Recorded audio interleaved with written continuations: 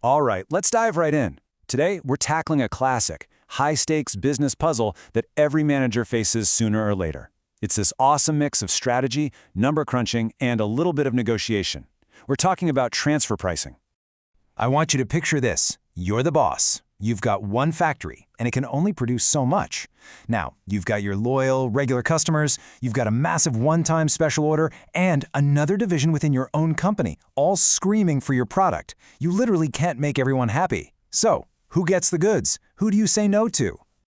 Okay, so we're going to put on our manager hats and walk through this exact problem for a company we'll call Division A. And trust me, by the time we're done, you're not just going to have the answer, you're going to have a killer framework you can use again and again. So here's the lay of the land. Division A has a total capacity of 50,000 units. That's their max. But look at the demand. 30,000 from the outside market, a 15,000 unit special deal, and a huge 45,000 unit request from their sister division, Division B. Add that all up and you get 90,000 units of demand. Right away you see the problem, right? We have way more demand than we can handle. We have to make some tough calls. Okay, before we can crown a champion and pick the most profitable option, we have to get our hands dirty and really understand the costs. Every single decision starts with the numbers, and believe me, the devil is always in the details when it comes to costs. And right out of the gate, we've got a big decision to make. When it comes to selling internally or taking that special order, Division A can either pay a 5 rupee variable cost for every single unit they sell, or they can just pay a flat, fixed fee of 50,000 rupees for the whole year. Which one is better? Well, that totally depends on how many units we're going to sell. So, how do we decide? We find something called the indifference point. It's basically the exact spot where the cost of both options is identical. The formula couldn't be simpler. Total fixed cost equals total variable cost. So we just plug in our numbers. 50,000 rupees equals units times 5 rupees. You do the simple math and boom, 10,000 units. If we sell less than that, variable is cheaper. If we sell more, fixed is the smart play. And this right here is the money shot. This is the pro tip. We know our potential orders are for 15,000 and 45,000 units. Both are way over 10,000. So locking in that fixed cost of 50,000 is a no-brainer. Seriously, in an SCMPE paper, dropping this comment is what separates a pass from a distinction. It shows you're not just a calculator, you're thinking strategically. Now, things get a little trickier. We also have to think about stepped fixed costs. See, our fixed costs aren't, well, fixed forever. As our production ramps up, we might need more supervisors or more factory space. It's like leveling up in a game. Once you hit a certain production level, your base costs jump up. So we need to keep these jumps in mind for our final calculation. All right, we've wrestled with the costs. Now for the fun part. It's time to figure out which of our options gives us the most profit for every single unit we make. Let's find our champion. The metric we're going to use is called contribution per unit. A super simple way to think about it is this. For every single widget you sell, how much cash does it drop into a bucket? That cash is then used to pay all your fixed bills, like rent. Whatever's left over is pure profit. The formula is just selling price minus all your variable costs. Okay, let's line them up and see who comes out on top. A regular external sale? That gives us 15 rupees of contribution. The special order? Also 15 rupees. Even a partial transfer to Division B gets us 15. They all look pretty much the same. But wait for it. Here's where it gets really interesting. If we can promise Division B their entire order of 45,000 units, they've agreed to a better price. And there you have it, 20 rupees. That is our profit champion. Fulfilling Division G's entire order gives us the highest contribution per unit.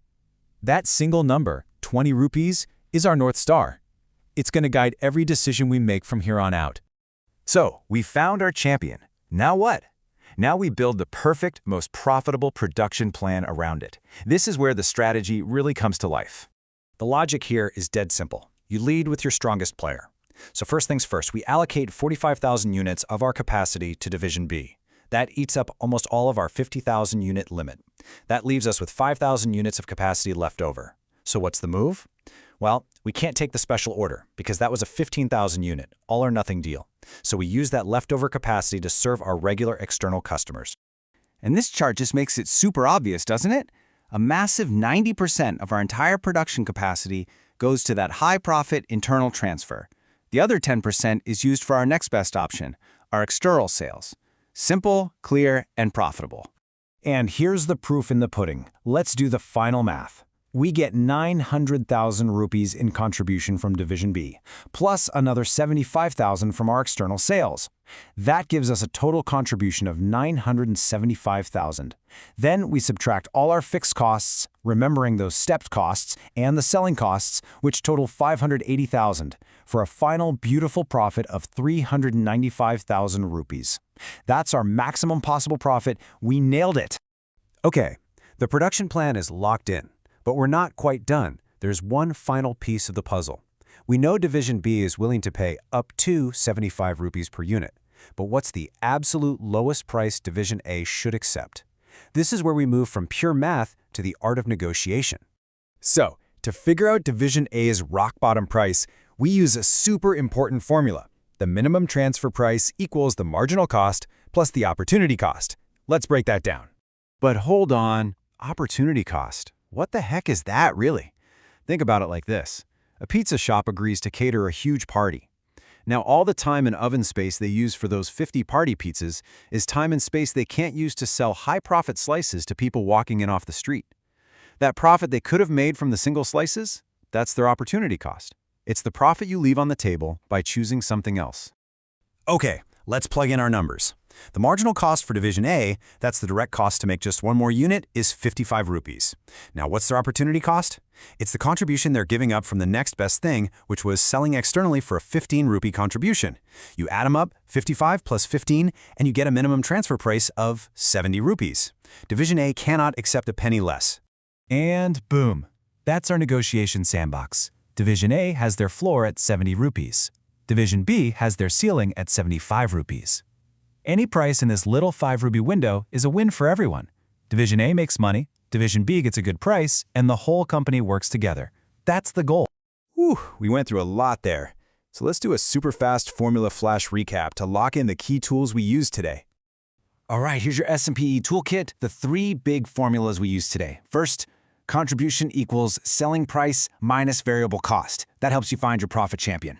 Second, the indifference point, where your fixed cost equals your total variable cost. That helps you pick the right cost structure. And third, minimum transfer price equals marginal cost plus opportunity cost. That sets your negotiation floor. Got it? Good. So we've got the math sorted. We know the plan, we know the price range. But the final hurdle isn't on a spreadsheet, it's about people. The numbers tell you where to negotiate, between 70 and 75, but they don't tell you how. So I'll leave you with this. How would you, as the leader, structure that conversation to make sure both divisions walk away feeling like they won? And figuring that out, well, that's what separates a good manager from a truly great leader.